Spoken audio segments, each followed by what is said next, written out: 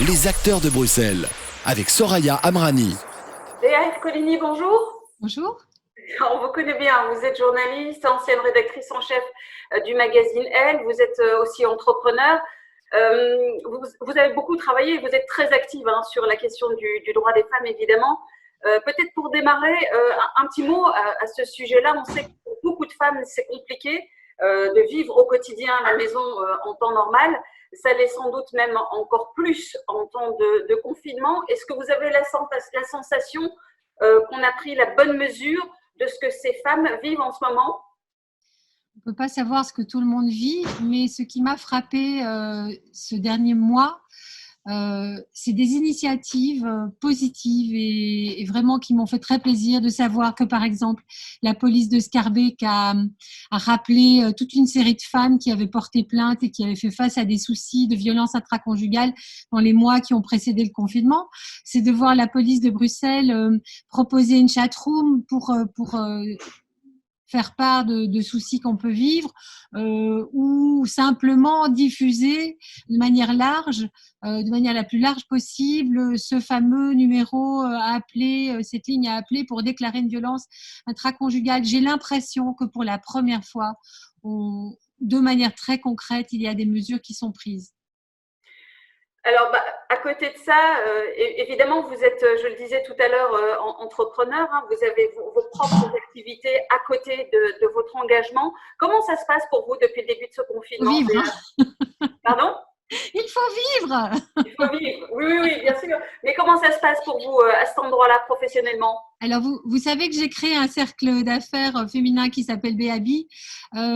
Et quelque part, un cercle, une partie des activités consiste à réunir des gens. Donc, en fait, on fait partie des organisateurs d'événements, ce qui a été du jour au lendemain ou à peu près, ou d'un week-end à la fin du week-end, interdit, puisque confinement et plusieurs réunions étaient déjà, plusieurs rencontres étaient prévues. Plutôt que de les annuler, j'ai d'abord tout basculé, un peu comme tout le monde d'ailleurs, sur Zoom. Et pendant pratiquement un mois, on s'est retrouvés autour de nos keynote speakers, etc., de workshops sur Zoom. Et puis, ce qui m'a frappée d'abord, c'était peut-être la fragilité des femmes entrepreneurs, parce qu'on n'a pas des big business derrière nous, on n'a pas les reins très solides sur le plan financier, pas toujours, mais c'était aussi l'agilité et l'envie que ces femmes avaient de continuer à progresser, à réseauter. Et puis pas seulement elles d'ailleurs. D'ailleurs, à ce moment-là, on a décidé de quitter Zoom et d'aller sur Instagram. Et donc, ça fait maintenant pratiquement 3 semaines que tous les jours de la semaine, à 11 heures du matin, j'anime un live sur Instagram. Donc, je reçois des invités. Alors, on parlait de violences faites aux femmes. Philippe Geluc et Kadjanine sont venus nous rendre visite. J'ai eu Céline Daoust, qui est une joaillière bruxelloise. Demain, les sœurs Jacquemin, de façon Jacquemin, qui sont des entrepreneurs bruxelloises également. Et donc, ça se suit tous les jours. Soraya, on ne se refait pas. Je crois que j'aime le média. Et là, c'est un peu comme faire une petite radio ou une petite télé à la maison. Donc, c'est spontané. Il y a des dérapages tout le temps. C'est rigolo. Voilà. Et ça donne de la visibilité aux membres de BABI, donc ce dont elles ont très besoin, bien sûr, parce qu'elles ont des choses à vendre, des services, des biens. Voilà. Peut-être une dernière chose avant de se quitter, Béa. En ce moment, d'aucuns considèrent que voilà, ça y est, ce COVID a été l'électrochoc dont on avait besoin pour changer de modèle de société. Vous êtes de ceux-là, vous êtes de celles-là qui pensent qu'après le confinement, le monde va changer? Déjà, je suis de ceux qui sont vivants et qui n'ont perdu personne, et c'est une grande chance. Ça, c'est une première chose. Alors, c'est vrai que dans une vie, on n'a probablement pas souvent l'occasion de rentrer à l'intérieur de soi, de voir ce qui compte vraiment. C'est une chance. Certains l'ont saisi, d'autres pas.